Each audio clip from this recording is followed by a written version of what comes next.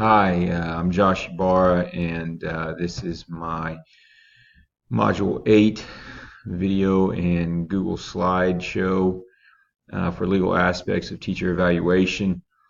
Um,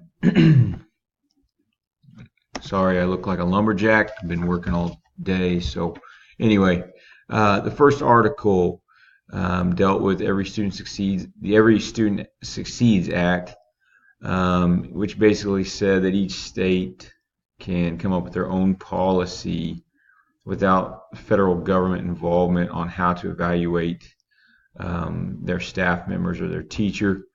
Um, and this is a big deal.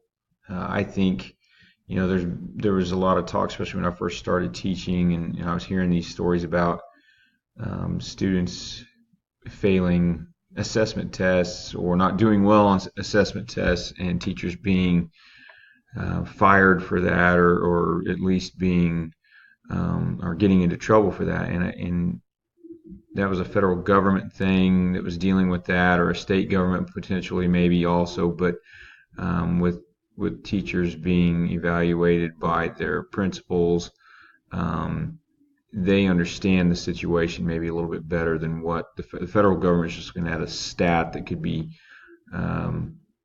altered, or not altered, but affected by many different things, whereas the principal knows what the actual situation is. So, a good article, had some very, very good information in it.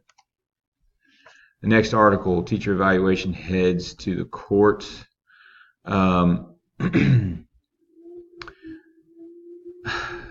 You know, the evaluation processes have changed so many times, but with this article, you're looking at talking about filing lawsuits. Teachers filing lawsuits against different, administration for maybe believing that their evaluations weren't fair, or whatever. And I could see this being an issue, especially with the tenure process here in the state of Kansas anyway, not existing anymore.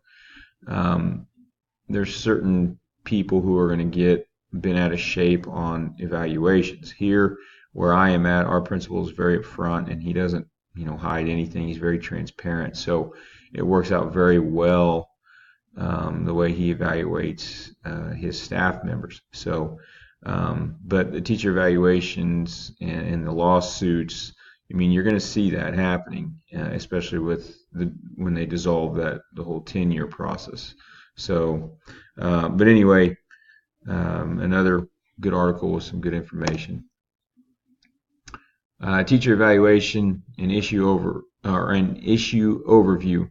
So it used to be, and this is actually how it was when I started teaching here in Medicine Lodge.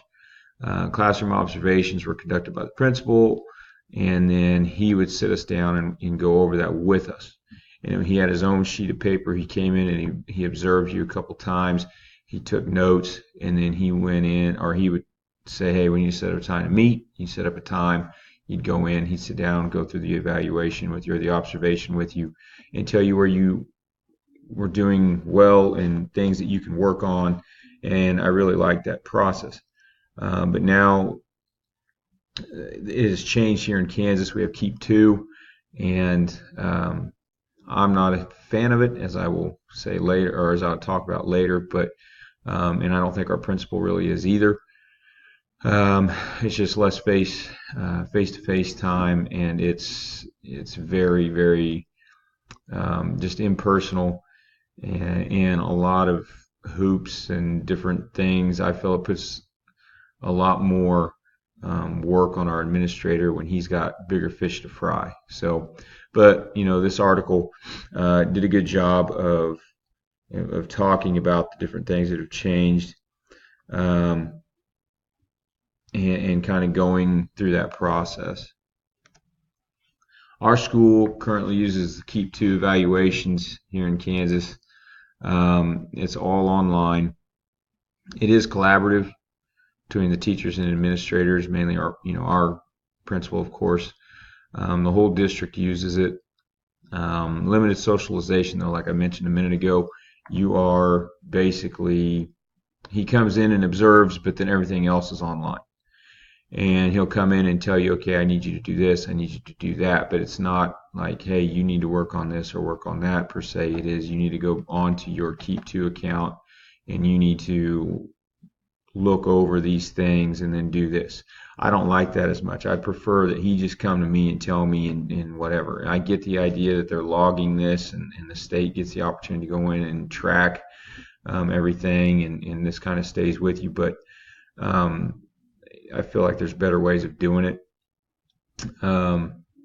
There is some feedback as far as through emails, and then also on the Keep, on your profile and everything there on Keep.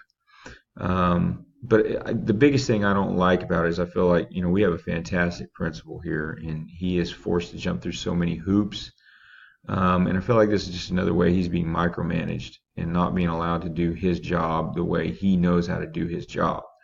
And, it's just another thing he has to do. And, he has so many teachers or so many staff members he's evaluating each year, and each year he has to go through this, and they have to have all these meetings, not about, he's not having personal meetings with them, he's having meetings with the entire group on how to do what they're supposed to do on this. And instead of going over what they should be doing in their classroom, they're going over the Keep process. So just something I've never agreed with. I just don't like it, but it's part of what's going on nowadays. Think you need some backup. So as far as our district is concerned, if you have an evaluation that you don't agree with, well, not necessarily you don't agree with, but you feel like it's unfair, you feel like maybe the principal made a mistake, you feel like there's something in there that's just not right, you can protest that evaluation. You can go to them and request to be reevaluated. And you can do this one time. And when this happens, if it happens, then you will be observed again. And this time it'll be with the principal and the superintendent. They'll both come in, they'll both observe you, they'll both go through the process of go through the Keep2 process. And then whatever happens then, whatever. Obviously, if you're involved in or a member of one of the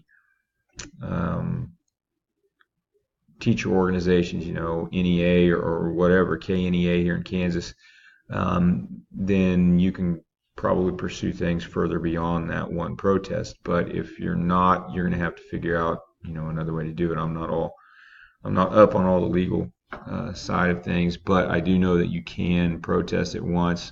Here, though, we've never had it happen. I don't foresee it happening. Our principals here are incredibly fair and honest, and like I mentioned before, here at the high school especially, and at our grade school too, they're both very transparent. You can talk to them about anything you want. Our high school and junior high principal is going to be upfront with you. He is going to be honest with you. He is not going to mince words. And if there's an issue, he's going to come find you and he's going to get it fixed. So we never have had to worry about it. As far as an article, I found this article about this teacher who was suing the district because she felt she was being bullied into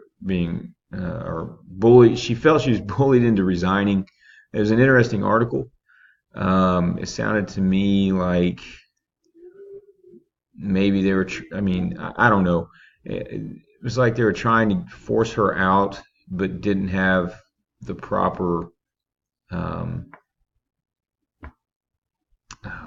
paperwork, or didn't have the things on file they needed. And for whatever reason, they were forcing her out. I don't know what it would have been, but it didn't really say. But anyway, she went and had a petition signed by a lot of community members and then brought a lawsuit on them. So, this is going to be part of it, especially with no tenure and everything else here in the state of Kansas anyway. Okay, how do I reassure teachers of fair evaluation? Well, I think, I didn't put this on here, but just now talking about it, about our principal, I think transparency is a big part of that. And but you got to develop a good relationship early with your staff members. I think our principal does a very good job of developing that relationship and making sure that everybody understands what he expects. So you got to know that you got to have them, or make sure they understand what you expect of them, and then develop a good relationship with them, and go from there. And that face-to-face time, meet with them whenever you can and talk with them about different things going on. So I think that's a big part of it. Be consistent. Being consistent no matter what you're doing is very important. So if I'm going to evaluate you, I'm going to be consistent from my first evaluation to my second evaluation of you.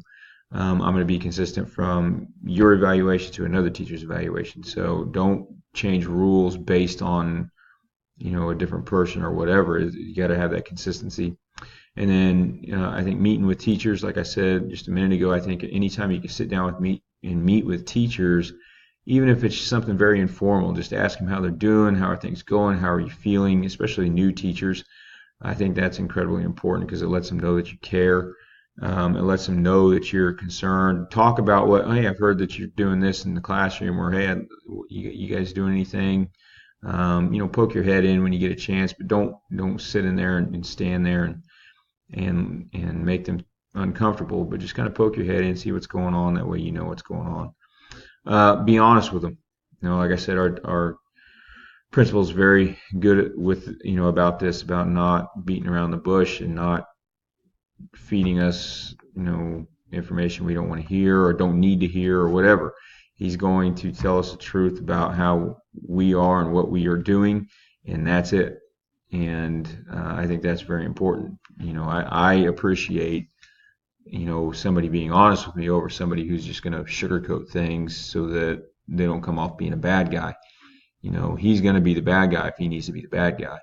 But if he's the bad guy, it usually means that I did something I shouldn't have done.